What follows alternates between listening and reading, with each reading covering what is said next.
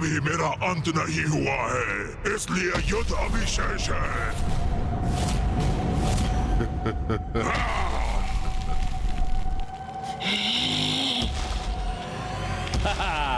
अति उत्तम रुरु, ये हुई ना बात। हाँ रुरु, जाओ अंत कर दो इसका। प्रमाणित करो कि तुम महाबली रुरु हो। मूर्खो, तुम्हारे समक्ष इतना सब कुछ घटित हुआ, किंतु फिर भी ये भ्रांति पाले बैठे हो कि ये कोई साधारण नारी है। सत्य नकार रहे हो तुम और अपनी मूर्खता के कारण मेरी बलि चढ़ा रहे हो। मैं इस देवी शक्ति से परिचित हूँ, ज्ञात है मुझे जगत जननी है ये, किंतु भीरू नहीं हूँ मैं।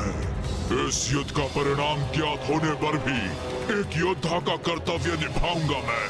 अपने अंतिम श्वास तक युद्ध करूंगा इनसे।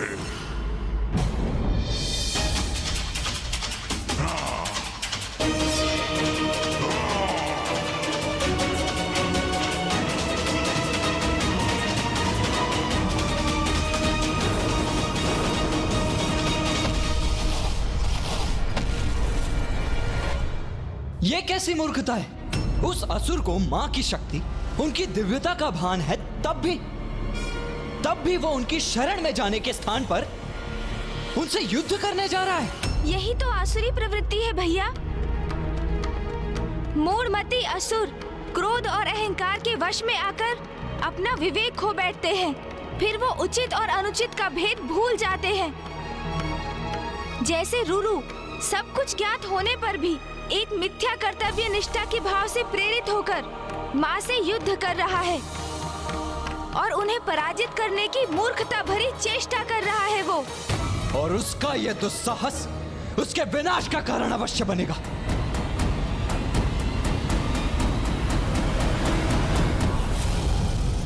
अब मेरे प्रहार का सामना करिए जगत जननी।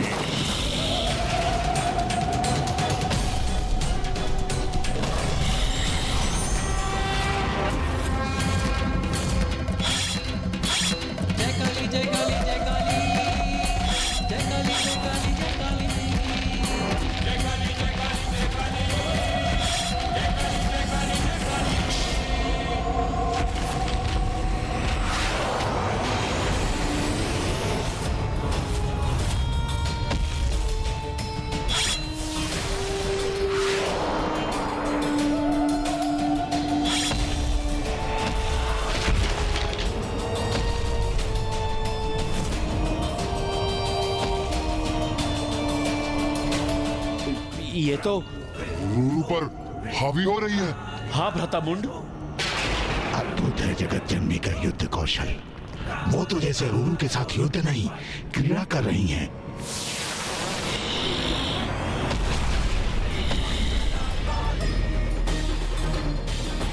अरे अभी तो यही थी, अचानक कहाँ चली गई देवी?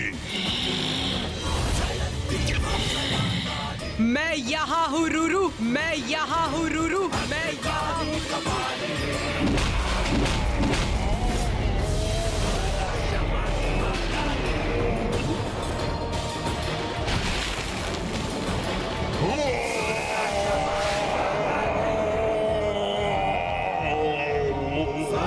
देवी वहाँ है, वहाँ ऊपर।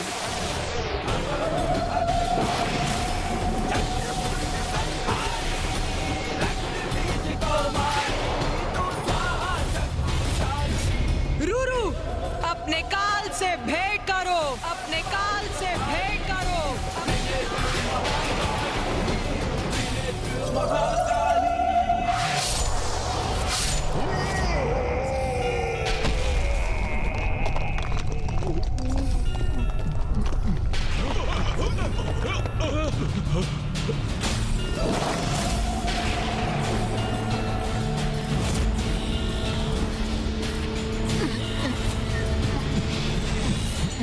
मुझे क्षमा करे जगत जननी, मैं ये युद्ध करने के लिए विवश था। मुझ पर कृपा कीजिए देवी। अपने जीवन काल में आपका शरणागत ना बन सका, किंतु मृत्यु पर्यंत मुझे अपनी शरण में अवश्य रखिएगा।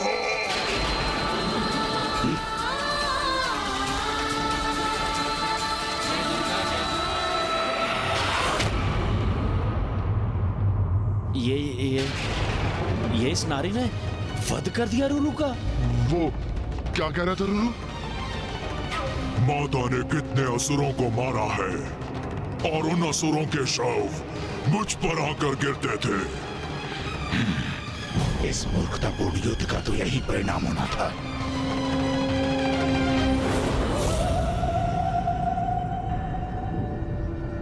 भ्राता चंड, ये तो वास्तव में बहुत शक्तिशाली है। क्या करेंगे अब हम?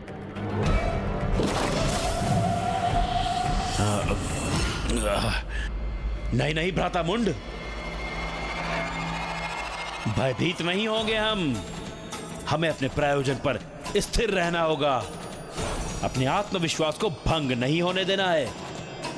हमारी शक्तियों के समक्ष कोई नारी नहीं टिक सकती, और वैसे भी कोई शक्ति नहीं है, ये माया है, और माया का प्रयोग कर रही है।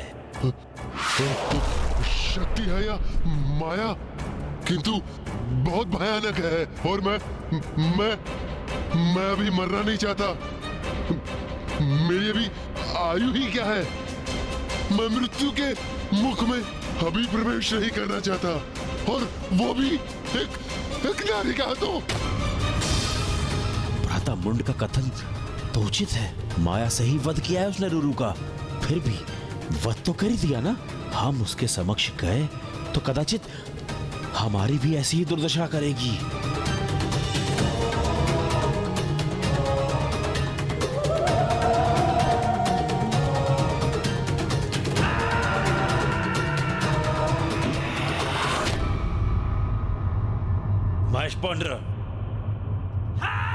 महेश पौंड्र, क्या हुआ? ये तुम मुझे देखकर मुंह क्यों घुमा रहे हो? क्योंकि मैं भली भांति जानता हूँ कि तुम मुझसे क्या करवाना चाहते हो। क्या करवाना चाहता हूँ? अर्थात ये कि तुम चाहते हो कि मैं देवी के साथ युद्ध करूं, किंतु मैं ऐसा कदापि नहीं करूंगा। क्यों नहीं करोगे युद्ध? ये हमारा आदेश है तुम्हें। आदेश दिया है तो क्या हो गया? मैं तुम्हारे आदेश का पालन नहीं करूंगा। जाओ, नहीं करूंगा मैं युद्ध। यही निर्णय है तुम्हारा? तब तो मैं तुम्हें भीषण दंड दूंगा। अवश्य दंड देना, मुझे उससे कोई समस्या नहीं है। मैं तुमसे युद्ध करने के लिए प्रस्तुत हूं। और तुमसे ही क्यों, मैं अकेला तुम दोनों को पराजित कर सकता हूं। अच्छा, तो असुर महानायक शुंभ को दिया हुआ वचन भूल गए तुम? उस वचन को नहीं निभाओगे? वही वचन तो तुमने भी दिया था ना उन्हें। तो जाओ, स्वयं ही युद्ध कर लो। मैं तुम्हें जगत जननी द्वारा प्रताड़ित होते हुए देखने का आनंद अवश्य लूंगा।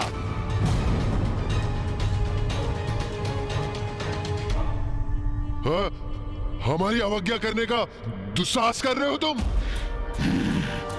द्रोही हो तुम, विश्वासघाती हो तुम। मैं अपने इन हाथों से तुम्हारा वध कर दूंगा। अच्छा, किंतु उसके लिए तो तुम्हें मुझ तक पहुंचना होगा। एक बार मेरे निकट तो आओ, फिर देखो कैसे अपने खूनों के प्रहार से मैं तुम्हें आघात करता हूँ। ऐसा वार करूंगा कि सदा अंतरिक्ष में घूमते रह जाओगे तुम। इतना दुस्साहस अभी बताता हूँ मैं तुम्हें। तो आओ ना, देखता हूँ मैं तुम्हें कितना साहस है। ये क्या? असुर सेनापति मुंड और महेश पौंड्रक के मध्य ही युद्ध छिड़ने वाला है।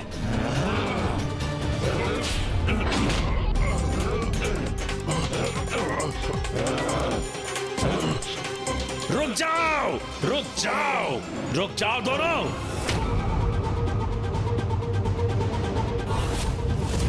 क्या हो रहा है यहाँ पर?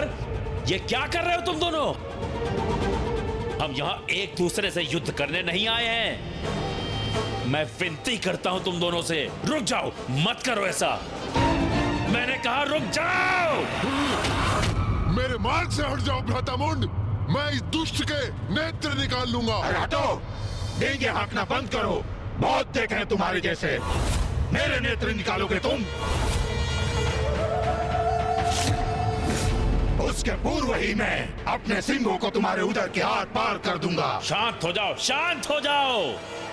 भ्राता चंड, आप इतने व्याकुल क्यों हो रहे हैं? भ्राता मुंड, आप दोनों एक दूसरे पर टूट पड़ेंगे तो व्याकुल नहीं होऊंगा मैं। उचित है, उचित है। कुछ भी उचित नहीं है। क्या उचित है? देखो देवी को, भूखी प्रतीत हो रही है वो। रक्तपान करेंगी वो, सबका रक्तपान। ये क्या थे मुझे, तभी शांत होंगी वो। अरे मुझे तो कुछ कहने दीजिए, मेरे विचारों का क्रम मत भंग कीजिए। सुनिए, एक अत्यंत उत्तम उपाय है मेरे पास। अवश्य बनाओ उत्तम योजना, बस उसमें मैं न हूं। हम सभी हैं उसमें। अब संतुष्ट हैं आप? अब मेरी बात ध्यान से सुनो। हम अकेले उस नारी से युद्ध नहीं करेंगे। जो भी करेंगे एक साथ करेंगे, एकजुट होकर करेंगे। यदि वो अपनी माया का प्रयोग कर हमारे योद्धाओं का वध कर रही है, तो हम भी अपनी शक्तियों को एकत्र कर उनका प्रयोग उस पर करेंगे और उस पर टूट पड़ेंगे। अपनी शक्ति एकत्र करेंगे, परंतु कैसे? जो भी है, मुझे तो ये योजना तनिक भी नहीं भा रही है। भ्राता महेश पुंद्र, सुनिए, मुझे ज्ञात है महिष बुद्धि है, किंतु अपनी स्थूल बुद्धि को थोड़ा क्रियान्वित कीजिए।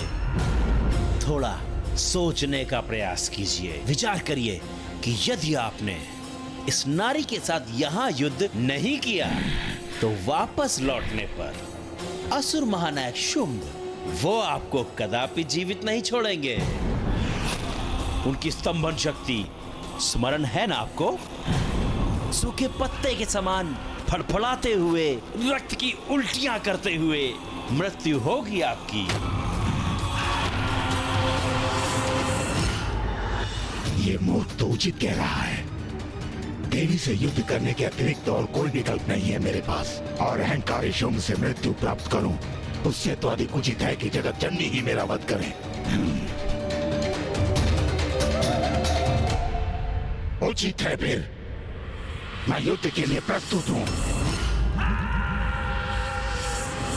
किंतु तुम दोनों भ्राता युद्ध करने के लिए अधिक उत्सुक नहीं प्रतीत हो रहे हो मुझे। नहीं नहीं, ये संशय कहां से उत्पन्न हो गया आपके मन में? हम दोनों भी युद्ध करेंगे, अवश्य करेंगे। हम सब एकजुट होकर उसे चारों ओर से घेर लेंगे और एक साथ उस पर प्रहार करेंगे, उस पर आक्रमण करेंगे। क्या हुआ? संपन्न हो गई तुम्हारी यंत्रणा? तो क्या निर्णय लिया है तुमने? अब मुझसे अपना वध कराने आगे कौन आ रहा है? बस, बहुत बोल लिया तुमने। रूरू का वध अवश्य कर लिया तुमने, किंतु अब देखना किस प्रकार तुम्हें तुम्हारी मृत्यु प्राप्त होगी।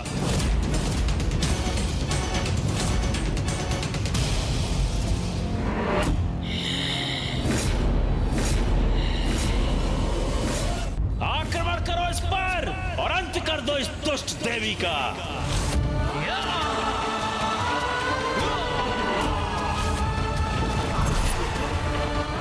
मुझे क्षमा करें जगत जननी, मैं ये युद्ध करने के लिए विवश हूं।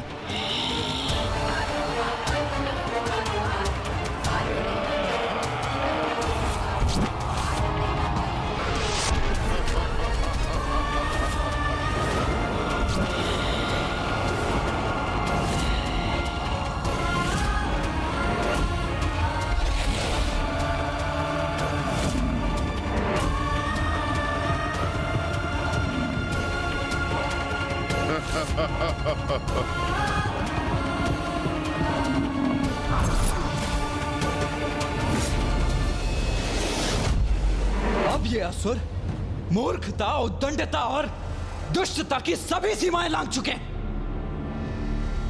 स्वयं को सेनापति कहते हैं ये चंड और मुंड, और ऐसी छलयुक्त है उनकी रणनीति, उनका नेतृत्व। सेनापति और योद्धा होने के नाते दो बड़े अपराध किए हैं उन्होंने। प्रथम, मां को घेर कर उनसे युद्ध करने का निर्णय।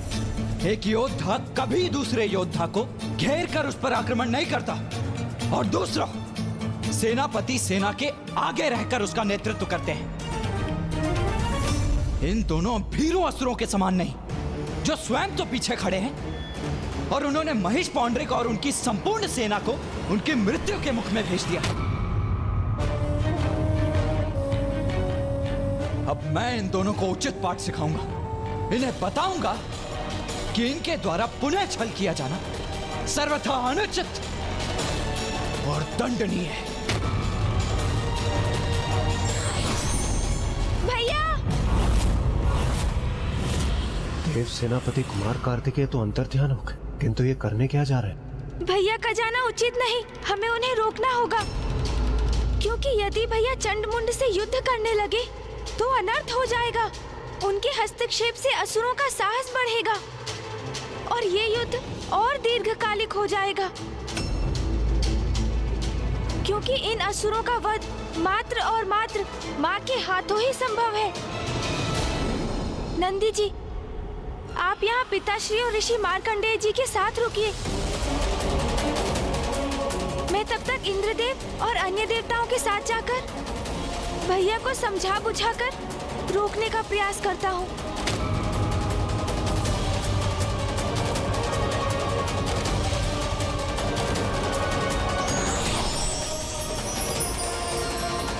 मुझे आभास हो रहा है कि माता की लीला का कोई बहुत बड़ा परिणाम होने जा रहा है। मुझे भी उसका साक्षी अवश्य बनना चाहिए।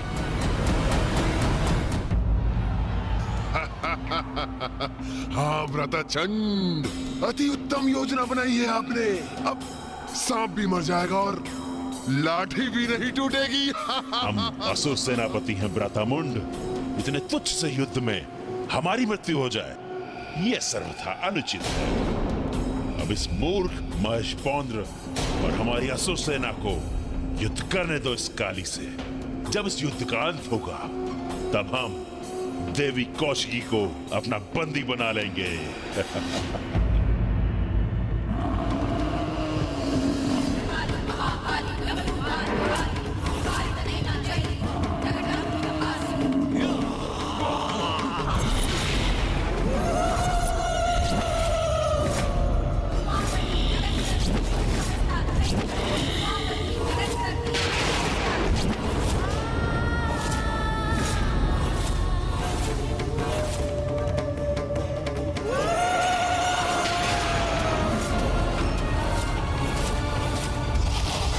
तो यहाँ छिपे खड़े हैं ये चंड और मुंड।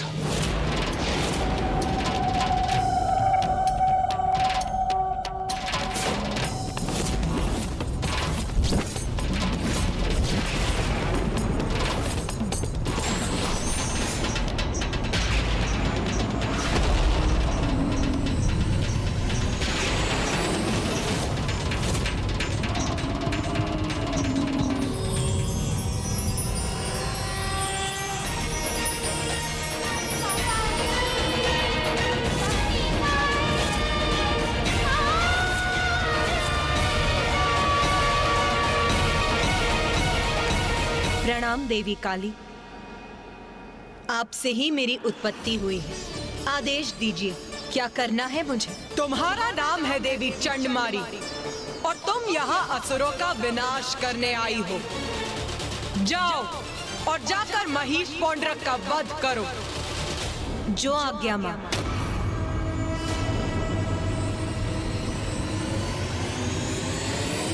अब ये कौन सी नवीन नारी प्रकट हो गई?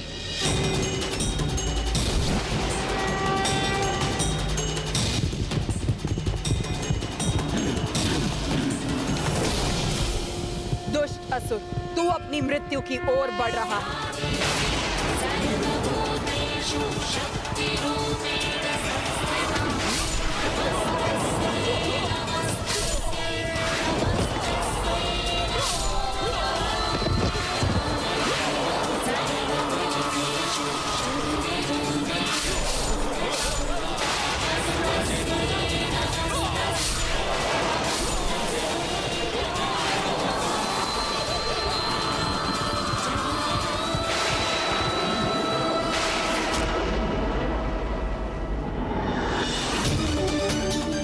ये तो और भी प्रचंड योद्धा है। कितनी सहजता से हमारे असुर सैनिकों का संहार कर रही है ये।